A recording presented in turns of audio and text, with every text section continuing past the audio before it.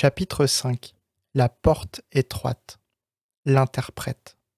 Au bout de quelque temps, il arriva à la porte sur laquelle était cette inscription. Heurtez, et il vous sera ouvert. Matthieu 7,7. Demandez, et l'on vous donnera. Cherchez, et vous trouverez. Frappez, et l'on vous ouvrira. Il heurta donc à diverses reprises, disant en lui-même : Ah, si je puis entrer ici, quel bienfait pour un méchant et un rebelle qui n'a mérité que l'enfer.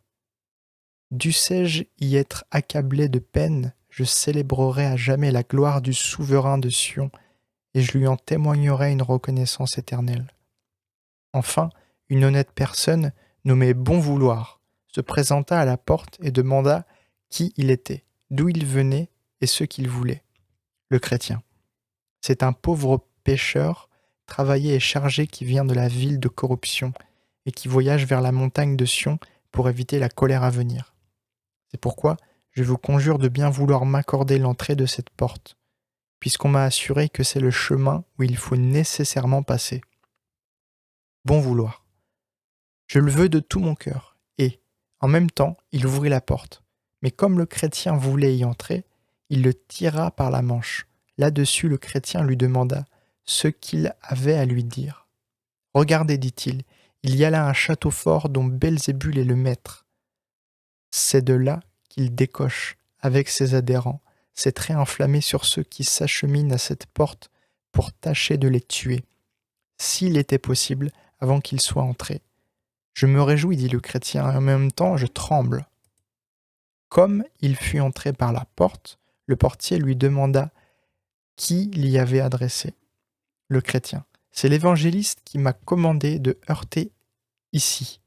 Et en même temps, il m'a assuré que vous voudrez bien me dire ce que je dois faire ensuite. Bon vouloir. Voilà devant vous une porte ouverte que nul ne peut fermer. Le chrétien. Maintenant je commence à moissonner le fruit de mes peines passées. Bon vouloir. Mais d'où vient que vous venez ainsi seul ? Le chrétien. Parce qu'aucun de mes voisins n'a vu, comme moi, le danger auquel ils sont exposés. Bon vouloir. Quelques-uns ont-ils su que vous vouliez faire ce voyage ? Le chrétien. Oui, ma femme et mes enfants ont été les premiers qui m'ont vu partir. Et là-dessus, il récita au portier tout ce qui lui était arrivé. Comment ses voisins l'avaient poursuivi, sa rencontre avec Sagemondain, la frayeur qu'il avait eue du mont Sinaï et de la manière dont l'évangéliste l'avait redressé. Maintenant, ajouta-t-il, me voici par la bonté de Dieu. Mais hélas, plus digne encore d'être écrasé par cette même montagne que de m'entretenir avec vous. Quel bonheur pour moi d'être parvenu jusqu'ici. Bon vouloir. Nous ne faisons aucune différence entre les hommes.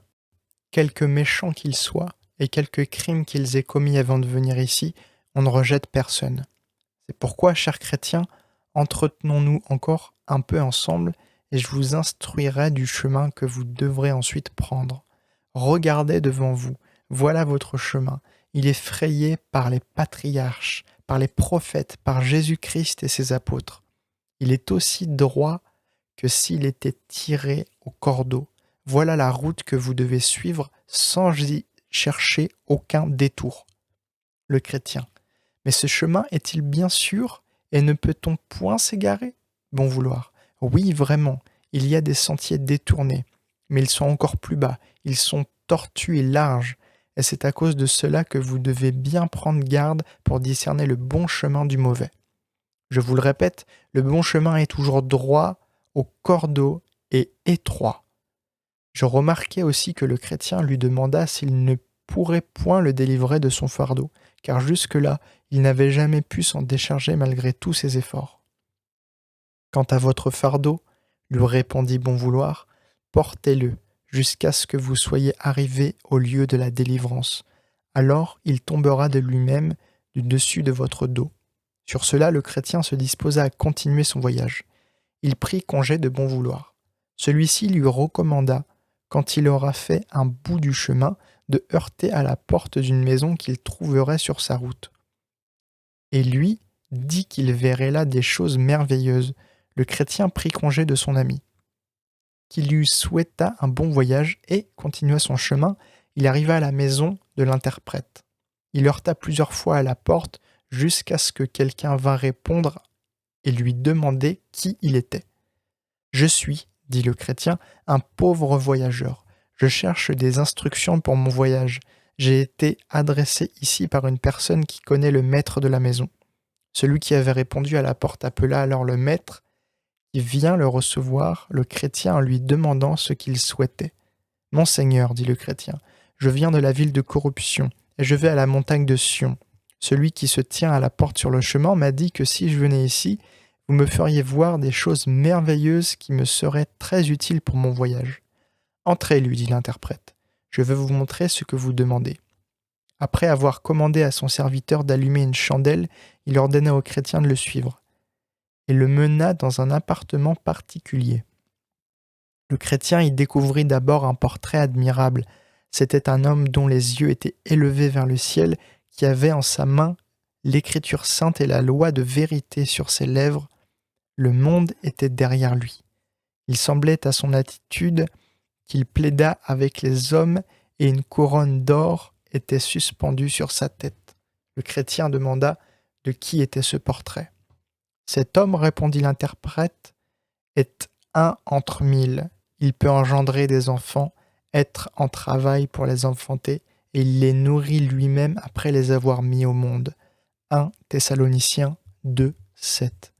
Mais nous avons été pleins de douceur au milieu de vous, de même qu'une nourrice prend un tendre soin de ses enfants. » Galates 4, 19. Mes enfants, pour qui j'éprouve de nouveau les douleurs de l'enfantement, jusqu'à ce que Christ soit formé en vous.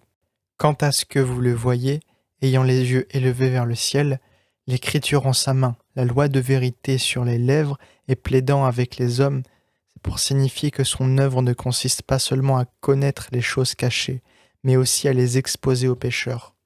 Le monde derrière lui et une couronne suspendue sur sa tête vous montrent qu'il méprise les choses présentes pour servir uniquement son Seigneur, assuré d'avoir la gloire du siècle à venir pour récompense. J'ai voulu vous faire voir ce tableau avant toute chose, parce que celui qu'il représente est le seul à qui le Seigneur de la cité céleste ait donné le pouvoir d'être votre escorte dans tous les endroits périlleux que vous aurez à traverser. C'est pourquoi prenez bien garde à ce que je viens de vous montrer, et conservez fidèlement dans votre mémoire ce que vous avez vu, de peur que, dans votre voyage, vous ne tombiez entre les mains de certaines gens qui se vanteront peut-être de bien te conduire, mais dont les sentiers mènent à la mort.